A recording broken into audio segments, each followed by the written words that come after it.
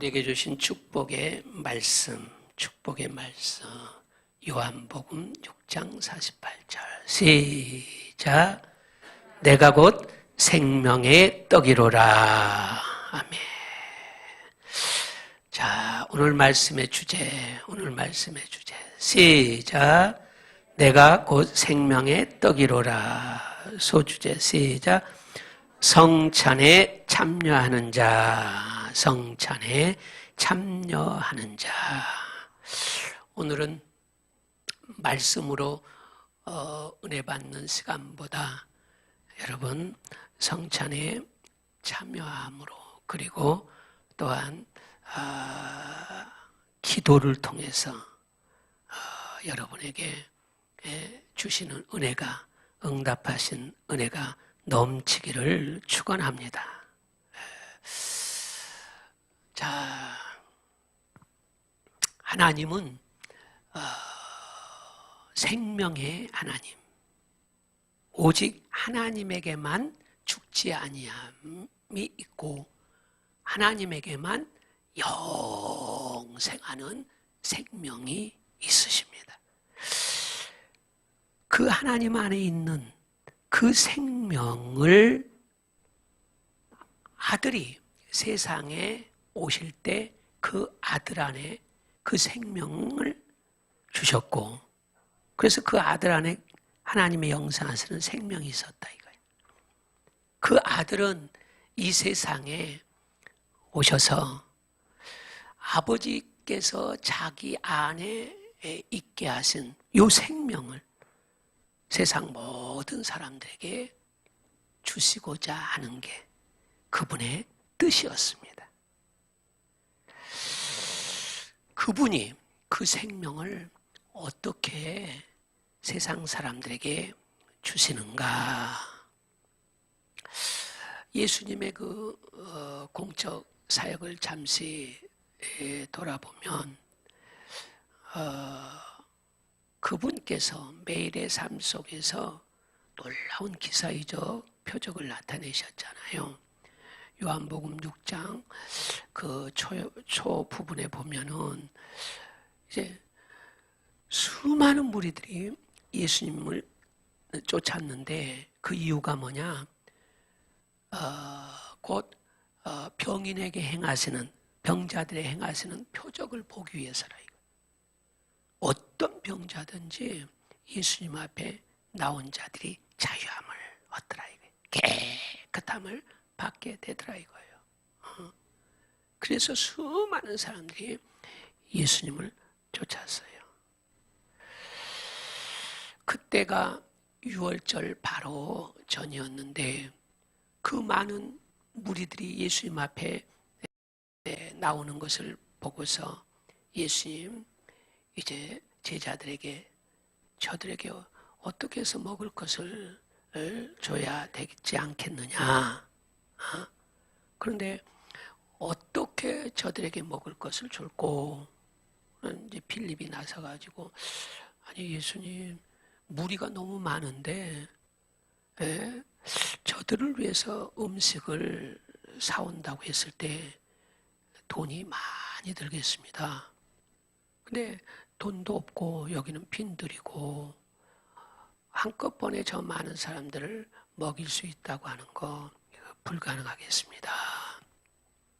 근데 안드레라고 하는 제자가 여기 그 무리 중 어린아이가 떡 5개, 물고기 2마리를 가지고 있는데 이거 가지고서는 도무지 누구 코에 붙이겠습니까?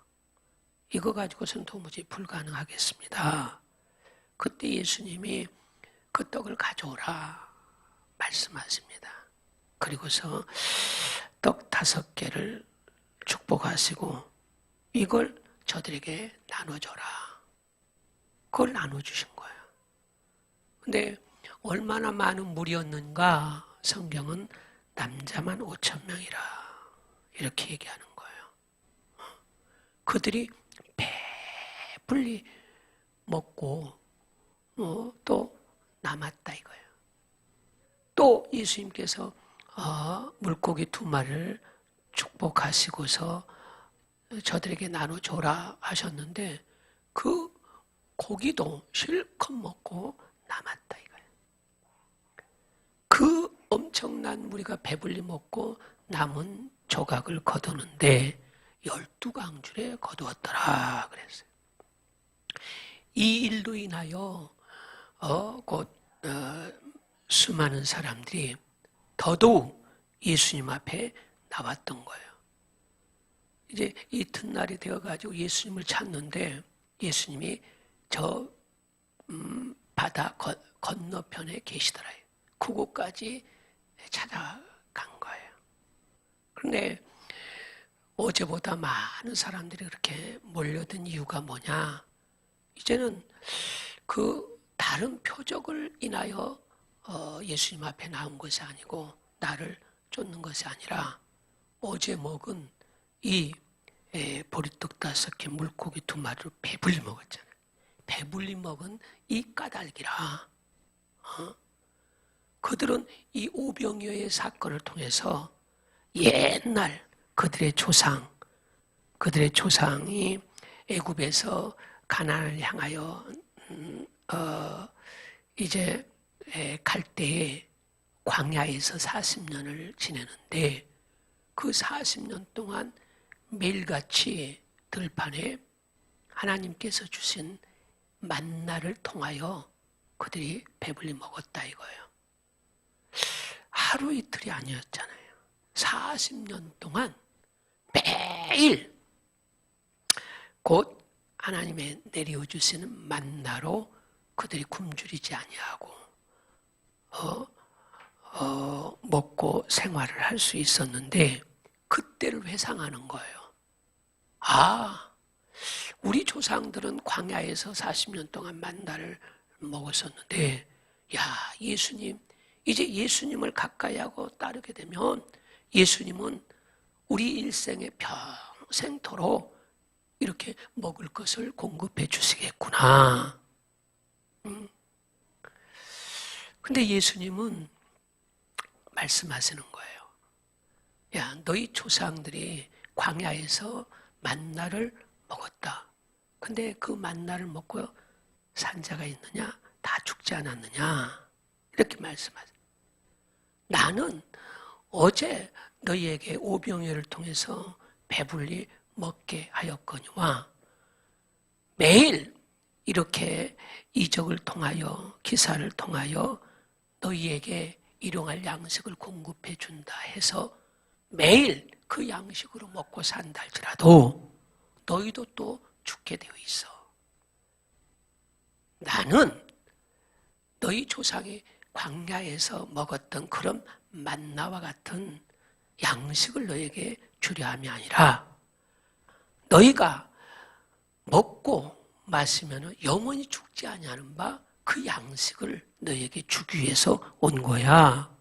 근데 너희를 위해서 주고자 하는 그 양식은 만나와 같은 게 아니야. 보리떡과 같은 게 아니야.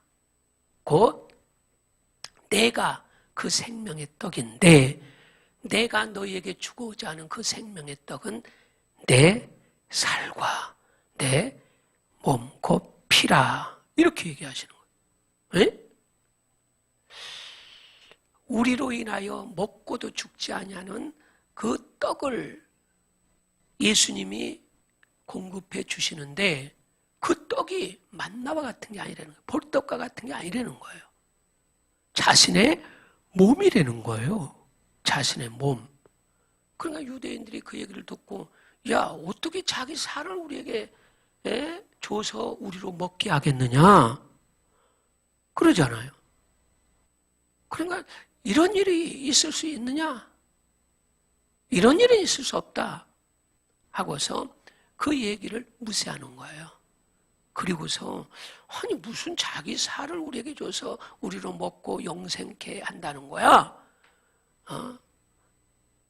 그리고서 다 흩어지고 제갈 곳으로 가는데 그 중에 무리뿐만 아니라 예수님을 가까이 하던 그 제자들도 또 떠나가게 되더라 이거예요. 그때 예수님이 말씀하잖아요. 너희도 가려느냐? 이제 12제자를 향하여 말씀하시는 거예요. 너희도 가려느냐? 하니까 베드로가 영생의 말씀이 주님께 있는데 우리가 어디로 가오리까? 이제 시간이 흐르고 나서 제자들을 모시는 거예요. 그리고서 마지막 만찬을 베푸시는데 곧 떡을 준비하고 잔을 준비한 상태에서 만찬을 베푸시는데 떡을 가지고 제자들에게 떼어서 주시는 거예요. 떼어서 한 사람 한 사람에게 주시면서 이건 너희를 위한 나의 몸이라 이렇게 얘기하시는 거예요. 너희를 위한 나의 몸이다. 그러니까 너에게 생명을 주기 위해서 주는 바 나의 몸이라 떡을 주시면서 그리고 그 떡을 다 나눠주신 다음에는 잔을 돌리시면서 이건 너희를 위하여 흘리는 바 나의 피, 곧 새 언약의 피라. 그러니까 오래전 벳세다 광야에서 오병이어의 이적을 행하실 때에 말씀하셨던 내가 생명의 떡인데 그 생명의 떡을 너에게 주기 위해서 나눠왔다. 내가 너희를 위해서 주는 생명의 떡은 내 살과 내 몸이라, 내 피라. 이렇게 얘기하셨던 그때가 기억이 나는 거예요. 그때 말씀하신 그것이 곧 자신의 몸을 찢어가지고 칼로 베가지고 찢어서 한 도막 한 도막 나눠가지고 자, 내 살 먹어. 그럼 너에게 영생이 있어. 이게 아니고 그 몸에 있는 피를 주사기로 넣어서 다 빼가지고서 그 잔에 넣어가지고서 한 잔 한 잔 마시게 함으로 너에게 생명이 있어. 이렇게 말씀하시면 아니더라 이거예요. 나는 생명의 떡이요. 내가 너에게 줄 생명의 떡은 내 살과 몸이라 이렇게 피라 말씀하시더니 이제 마지막 만찬석에서 떡을 가지사 축사하시고 요걸 떼어서 이게 곧 너희를 위하여는 바 너희에게 생명을 주기 위한 나의 몸이라 떡을 떼어주시고 잔을 주시면서 그 너희를 위하여 흘리는 바 새 언약의 피라 이렇게 잔을 돌리시더라 이거예요. 그리고서 이제 결국 고난받으시고 죽으시는 거예요. 그 몸을 완전히 죽음에 내어놓으시고 그리고 그 몸에 담고 있는 피를 완전히 다 쏟으심으로 운명하시게 되더라 이거예요. 운명하시게. 자기 몸을 그리고 자기 몸에 담고 있는 피를 온 세상을 위해서 성경대로 저주의 나무에 달려서 그대로 죽으심으로 운명하시고 이제 만찬 때 행하셨던 떡과 잔을 우리로 이제 이걸 매번 행하면서 나를 기념하라 이렇게 말씀하시는 거예요. 그러니까 바로 우리가 이렇게 떡을 먹고 잔을 마시고 하는 성찬에 참여하는 것은 바로 예수님의 몸을 먹고 예수님의 피를 마시는 것과 똑같은 건데 이렇게 성찬에 참여하는 자에게 있어서 어떤 은혜, 어떤 영광, 어떤 축복이 주어지는 건가? 여기 54절에 보면요. 54절. 그러니까 내가 성찬에 지금 참여했다라고 하는 것은 그 안에 뭐가 있느냐? 영생이 있다는 거예요. 그러니까 자기 안에 영생하시는 바 하나님의 생명이 없는 자는 성찬에 참여하지 못합니다. 오직 성찬에 우리가 참여한다라고 하는 것은 지금 내 안에 곧 제한적인 삶을 사는 육체 생명이 아니라 영생하시는 바 하나님의 생명을 가지고 있다는 거예요. 오늘 성찬에 참여한 여러분 안에 영생이 있음을 믿으시기 바랍니다. 영생이 있다. 영원히 사는 하나님의 생명이 우리 안에 있어요. 할렐루야. 그리고 이렇게 성찬에 참여한 자에게는 곧 마지막 날에 예수님이 우리를 살리실 것에 대한 믿음의 소망을 갖는 거예요. 할렐루야. 예수님이 죽으시는 거예요. 근데 아버지께서 나를 살리심에 대한 믿음, 소망을 가지고 아버지의 영광, 아버지의 뜻을 이루어드리기 위하여 죽음을 곧 당하시는 거거든요. 그가 죽으심은 영원한 죽음을 맞는 것이 아니라 곧 다시 살기 위해서 죽으신다 이거예요. 그게 아버지께로부터 받은 권세라고 예수님 친히 말씀하시는데, 여러분, 성찬에 참여한 자는 잠시 후에 주님께서 나를 다시 살리신다고 한 부활에 대한 소망을 갖고 있는 것이란 말이에요. 이 소망을 가진 자가 성찬에 참여하는 거예요. 예수님을 죽은 자 가운데서 살리신 것처럼 우리는 죽었으나 그리고 수년, 수백 년, 수천 년이 흐른다 할지라도 그 죽음에서 나를 살려주실 주님에 대한 믿음. 할렐루야.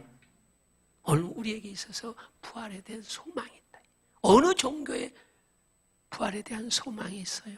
물론 그 소망을, 부활에 대한 소망을 가진 자들 있어요. 다른 종교에도. 그런데 바로 그들이 믿는 교주가 그들을 살릴 수 있는 건가? 살릴 수 없어요. 석가가 과연 불자들을, 불교인들을 마지막 때에 살릴 수 있을까요? 살릴 수 없어요. 왜? 자기도 살지 못했는데 어떻게 다른 사람들을 살릴 수 있느냐 이거. 공자가 그를 믿고 따르는 바 유교인들을 마지막 날에 살릴 수 있습니까? 살릴 수 없어요.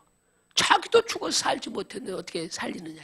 그러나 우리 기독교인들은 마지막 때에 예수님이 우리를 살리실 수 있으시니 그가 죽은 자 가운데서 살아나셨기 때문에 그렇다 이거예요. 그러므로 우리 또한 마지막 때에 살리신다.